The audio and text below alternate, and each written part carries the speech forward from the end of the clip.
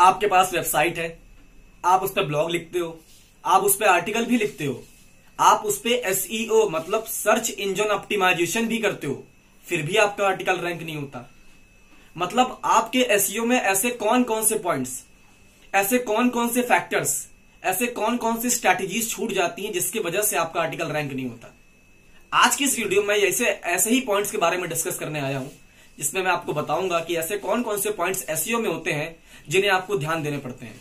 Hello guys, मैं आपका आकाश। आज का हमारा टॉपिक है how to improve your SEO for Google. अगर आपको गूगल में रैंक होना है तो आप किस तरह अपने सर्च इंजन ऑप्टिमाइजेशन को इंप्रूव कर सकते हैं। तो चलिए अपनी वीडियो को हम चालू करते हैं। How to improve SEO rankings on Google. इसमें हमारा पहला पॉइंट आता है इंप्रूव योर वेबसाइट स्पीड। इसका मतलब ये होता है कि जब भी आप एसईओ करते हो अपने आर्टिकल का, अपने आर्टिकल में एसईओ कर दिया, वेबसाइट बहुत अच्छे तरीके से आपने ऑप्टिमाइज भी कर दी, लेकिन कहीं ना कहीं कमी आपके रह जाती है वेबसाइट की स्पीड में, तभी आपका आर्टिकल रैंक नहीं होता है।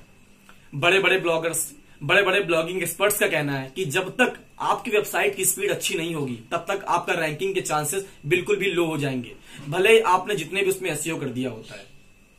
बड़े बड़े ब्लॉगर्स का यह भी कहना है कि अगर आपकी वेबसाइट की स्पीड 2 या 3 सेकंड से ज्यादा होती है तो आपकी रैंकिंग होने के चांसेस भी घट जाते हैं, क्योंकि उसमें जो आपके कॉम्पिटिटर्स होते हैं उनकी वेबसाइट की स्पीड बहुत अच्छी होती है आपके मुकाबले।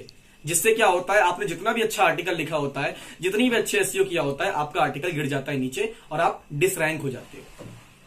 जैसा कि मैं अपना एग्जांपल दूं, मेरी वेबसाइट का नाम है शायरी ब्लास्ट, आप इमेज पे देख रहे होंगे। उसका 98% मतलब वेबसाइट स्पीड है। आप सोचिए कि कितनी जल्दी मेरी वेबसाइट खुलती होगी। अगर आपको अपनी वेबसाइट की स्पीड भी चेक करनी है तो गूगल पेज स्पीड इनसाइट पर जाइए, ये गूगल का एक प्लेटफॉर्म है, वहां पर अपने वेबसाइट का यूआरएल को कॉपी करिए, वो आपके वेबसाइट से रिलेटेड उसकी कितनी परसेंटेज की स्पीड है आपको शो कर देगा। वो आपको दिखा देगा कि आपकी वेबसाइट कितने सेकंड्स में खुल जाती है और ऐसी कौन कौन से प्रॉब्लम्स हैं जो कि आपकी वेबसाइट स्पीड को लेके फेस कर रही है। इससे क्या होगा, आपको सारी चीजें मालूम पड़ जाएगी और आप अपनी वेबसाइट को स्पीड को इंप्रूव कर पाओगे। बहुत लोगों का क्वेश्चन ये भी होता है कि भाई जब मेरी वेबसाइट की स्पीड है, ऐसी कौन सी कमियां होती हैं जिससे वो वेबसाइट की स्पीड हमारी बढ़ जाती है। ज्यादातर इसमें 2 कमियां पाई जाती हैं। पहले कि आप जो इमेज अपलोड करते हो उसको कंप्रेस नहीं करते हो, उसको मतलब उसके केबी जो उसकी एमबी होती है, जिसका उसका साइज होता है, उसे कम नहीं करते हो। इससे क्या होता है, आपके सर्वर पर, आपके होस्टिंग पर लोड पड़ता है, जिससे कि आपके आर्टिकल खुलता नहीं है, जिससे कि आपकी वेबसाइट ओपन नहीं होती है। दूसरा कारण यह होता है कि आपकी होस्टिंग, आपने जहां से होस्टिंग ली हुई है, आपका जो होस्टिंग प्रोवाइडर है उसकी होस्टिंग अच्छी नहीं है, वो सही तरीके से आपको स्पीड प्रोवाइड नहीं कर पा रहा है। तो इससे क्या होगा, आपकी डिसरैंकिंग हो जाएगी। तो मेरा पहला फैक्टर यही है कि सबसे पहले आप अपनी वेबसाइट की स्पीड को इंप्रूव कराइए। Second point, improve your blog ranking in featured snippet. आप जैसा कि देख रहे हैं कि फीचर्ड स्निपेट क्या होता है, लेकिन अब यहां पर मैटर यह आता है कि हम फीचर्ड स्निपेट को कैसे रैंक कराएं। फीचर्ड स्निपेट के लिए अपने ब्लॉग में हम ऐसे कौन कौन से पॉइंट्स को रखना पड़ता है दिमाग में जिससे कि हमारा फीचर्ड स्निपेट रैंक हुए। सबसे पहली चीज, आप जब आर्टिकल लिखो तो उसको एसईओ वेल ऑप्टिमाइज्ड आर्टिकल होना चाहिए।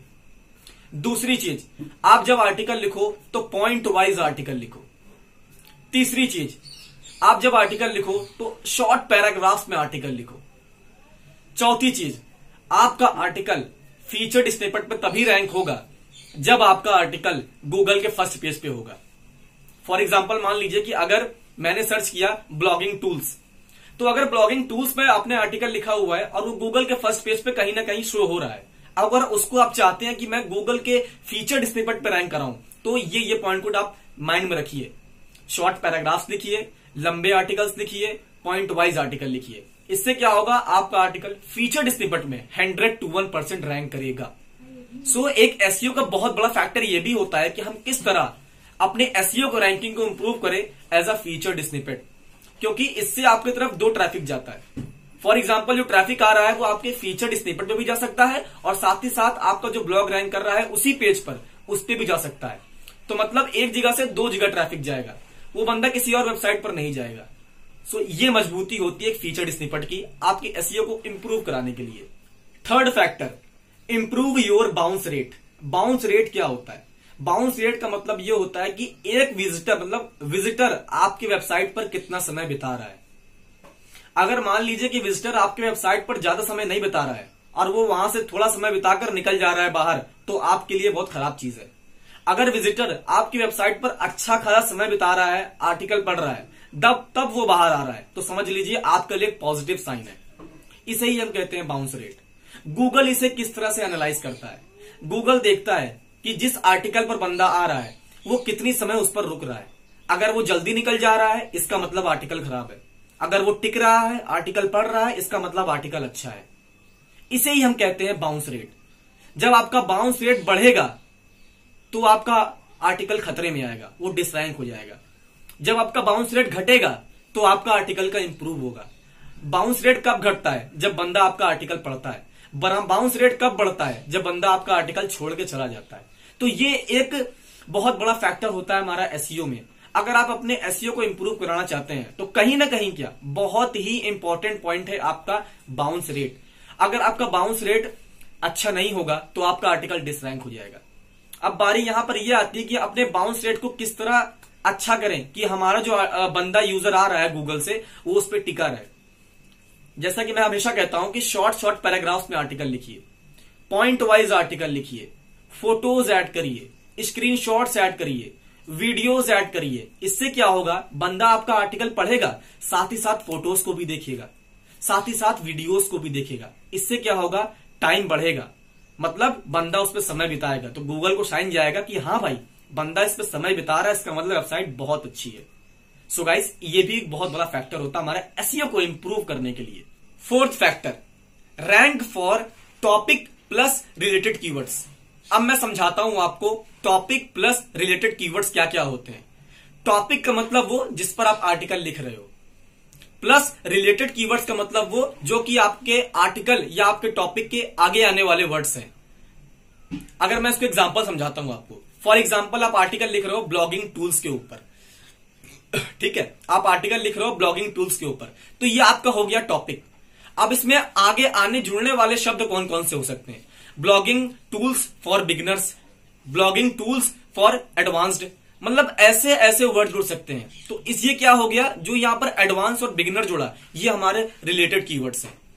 ब्लॉगिंग टूल्स हमारा टॉपिक है, प्लस इसमें जो हमारा बिगिनर्स और एडवांस जुड़ा, ये हमारे रिलेटेड कीवर्ड है। तो ये सब हमें किस तरह से गूगल में इंप्रूव कराने में मदद करते हैं, देखिएगा। इससे क्या होता है, गूगल के देखता है कि भाई इस बंदे ने ब्लॉगिंग टूल्स के ऊपर तो आर्टिकल लिखा ही लिखा है, ठीक, आगे उसने बिगिनर्स भी लगाया है या फिर एडवांस लगाया, मतलब ये आर्टिकल इसके ऊपर भी है। तो गूगल आपको दो तरीके से रैंकिंग देगा, ब्लॉगिंग टूल्स फॉर बिगिनर्स पर रैंकिंग देगा और ब्लॉगिंग टूल्स पर भी रैंकिंग देगा। इससे क्या होगा, आप दोनों कीवर्ड पर ट्रैफिक जनरेट कर सकते हो सिर्फ एक आर्टिकल पर। तो मेरा यही कहना है कि अगर आपको अपने एसईओ को इंप्रूव कराना है तो टॉपिक प्लस रिलेटेड कीवर्ड के ऊपर हमेशा फोकस करना। इससे क्या होगा, आपका एसईओ बहुत अच्छे से ऑप्टिमाइज होगा और आपके आर्टिकल की अच्छे से रैंकिंग होगी। Fifth factor, optimise old content for users. Google की सबसे अच्छी चीज यहां पर यह होती है कि गूगल जो ट्रेंडिंग आर्टिकल्स होता है उसको प्रेफरेंस ज्यादा देता है। अब इस तरह इसमें आप अपने ओल्ड कंटेंट को जिस पर आपने एसईओ किया है उसको गूगल में ट्रेंडिंग कैसे बनाओगे, मैं बताता हूं। सीधी सी एक चीज है, अपने कंटेंट को अपडेट करो। जब आप अपने कंटेंट को अपडेट करोगे तो गूगल को लगेगा कि भाई मार्केट में कुछ नया आया है, तभी इस बंदे ने अपने कंटेंट को अपडेट किया है, आपको रैंकिंग करेगा। क्योंकि वो सोचेगा कि मार्केट में नया आया है, इसका मतलब लोग गूगल पर सर्च करने आएंगे उसके बारे में, और उसके बारे में इस बंदे ने आर्टिकल में लिखा हुआ है, इसका मतलब इसको रैंक करो, तो गूगल आपको प्रेफरेंस देगा। तो एसईओ का ये एक सबसे बड़ा फैक्टर होता है कि आपको अपने कंटेंट को 2 से 3 महीने या 1 से 2 महीने में अपडेट करना होता है। इससे गूगल के पास एक पॉजिटिव साइन जाता है कि बंदा कंटेंट अपडेट कर रहा है, इसका मतलब कुछ मार्केट में नई चीजें आ रही हैं, इस बंदे को अपग्रेड करो, इस बंदे को प्रमोट करो, इस बंदे को रैंकिंग दो। Sixth factor, target newly market keywords. Newly market keywords कौन कौन से होते हैं? न्यूली मार्केट कीवर्ड्स वो कीवर्ड्स होते हैं जो कि मार्केट में नए आए होते हैं। कैसे? आप जिस फील्ड में वर्क कर रहे हो आप उसमें देखो कि ऐसे कौन कौन से जो कीवर्ड्स हैं, जो कि ऐसे कौन कौन से टॉपिक्स हैं जो नए नए मार्केट में आते रहते हैं। क्योंकि जब नई चीज मार्केट में आती है तो लोग उसके बारे में सर्च करते हैं, उस पर ज्यादा आर्टिकल्स नहीं होते हैं, उस पर कंपटीशन कम होता है, देन आप उस पर रैंक कर पाओगे। ऐसे बहुत सारे फील्ड्स होते हैं जिसमें टाइम टू टाइम नई नई चीजें आती रहती हैं। अगर मैं सॉफ्टवेयर इंडस्ट्री की बात करूं तो सॉफ्टवेयर इंडस्ट्री में हर दिन एक नया सॉफ्टवेयर आता है, तो लोग उसके बारे में लिखते हैं क्योंकि वो जानते हैं कि इस पे कंपटीशन कम है, ज्यादा लोगों ने लिखा नहीं होगा। इससे क्या होगा, इससे भी आपकी रैंकिंग बढ़ेगी। अपना आप जब आर्टिकल दोगे तो आर्टिकल जब गूगल में पब्लिश करोगे तो कम समय में आपका आर्टिकल रैंक होगा। सो गाइस, आप इसको भी फोकस करिए कि आप किस तरह नए मार्केट में जो कीवर्ड्स आते हैं, टॉपिक्स आते हैं, उसको फोकस करें कैसे आप आर्टिकल लिख सकते हैं। 7th point, use visuals in your blog to get backlinks. जैसा कि आप सब लोग जानते हैं कि बैकलिंक हमारे रैंकिंग करने में कितनी मदद करती है। आप उसके लिए यार गेस्ट पोस्ट लिखते हो, कहीं जाके कमेंट करते हो, अलग अलग वैरायटी की चीजें करते हो, लेकिन आप इसमें एक बात आपको नहीं पता होगा, आप विजुअल्स को भी ऐड, मतलब वीडियोस, फोटोज, स्क्रीनशॉट्स, खुद की फोटोज, स्क्रीनशॉट्स, वीडियोस बना के अपने ब्लॉग में डालो। इससे क्या होगा कि किसी दूसरे बंदे को उस फोटो की जरूरत पड़ेगी तो वो आपकी वेबसाइट से लेगा, उसको किसी वीडियो की जरूरत पड़ेगी तो आपकी वेबसाइट से लेगा। जब वो लेगा और उसको अपनी वेबसाइट पर पुट करेगा तो आपको सोर्स देगा कि भाई मैंने इस वेबसाइट से ये फोटो ली है, इस वेबसाइट से ये वीडियो ली है। इससे क्या होगा, इससे आपकी बैकलिंक क्रिएट होगी, आपकी वेबसाइट का लिंक उसकी वेबसाइट पर जाएगा। गूगल देखेगा कि भाई इसने इसको प्रेफरेंस दिया है, मतलब इसकी चीज अच्छी है, इसको प्रमोट करो। इससे भी आपकी रैंकिंग बढ़ेगी। सो गाइस, जैसा कि आपने देखा, मैंने अपने इस पूरे पॉइंट में, पूरे फैक्टर में आपको बताया कि किस तरह आप अपनी वेबसाइट को, अपने आर्टिकल को इंप्रूव करने के लिए, अपने एसईओ को इंप्रूव करने के लिए कौन कौन से पॉइंट जहन में रख सकते हो, अपने आर्टिकल में पुटअप कर सकते हो।